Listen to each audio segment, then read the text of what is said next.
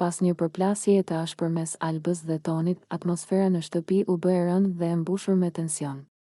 Debati nisi nga një mosmarrëveshje e vogël, por shumë shpejt u kthye në një konflikt të hapur, ku emocionet dolën jashtë kontrollit. Alba, e revoltuar dhe e lodhur nga situata të grumbulluara me kohë, nuk arriti më ta mbante veten. Ajo ju drejtua Tonit me fjalë të forta, duke e akuzuar për sjellje që sipas saj tregonte mungesë qëndrimi dhe sinqeriteti. Alba i tha se ai po sillej në mënyrë të fshehtë, pa guxim për t'u përballur hapur me gjërat, dhe se nuk po merrte përgjegjësi për veprimet e veta. Për të, Toni nuk po tregonte karakter, por po fshihej pas fjalëve dhe situatave, duke u përpjekur të dilte gjithmonë i pastër. Toni u përpoq të reagonte, por Alba nuk i la shumë hapësirë. Ajo vazhdoi duke theksuar se kjo lloj sjelljeje është ajo që e irriton më shumë në shtëpi, njerëz që sipas saj nuk janë të drejtë për drejtë dhe nuk mbajnë anë kur duhet.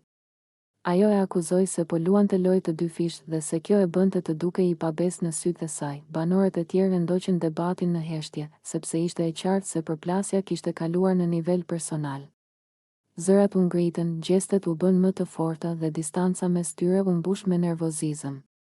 Ishte një nga ato momente kur loja kalon në plan të dytë dhe përballja e karaktereve del në pa.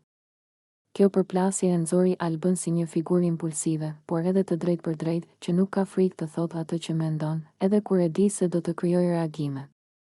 Ndërsa Toni u pa nga disa si i qetë, e nga të tjerë si i tërhequr dhe i paqartë në qëndrimet e tij. Pikërisht ky kontrast ishte shkaku kryesor i konfliktit. Në fund, debati la gjurmë të dy.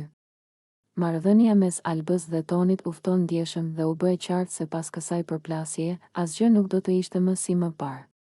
Ishte edhe një dëshmi tjetër se në Big Brother, tensionet nuk lindin vetëm nga loja, por nga përplasja e karaktereve dhe mënyra se si secili zgjedh të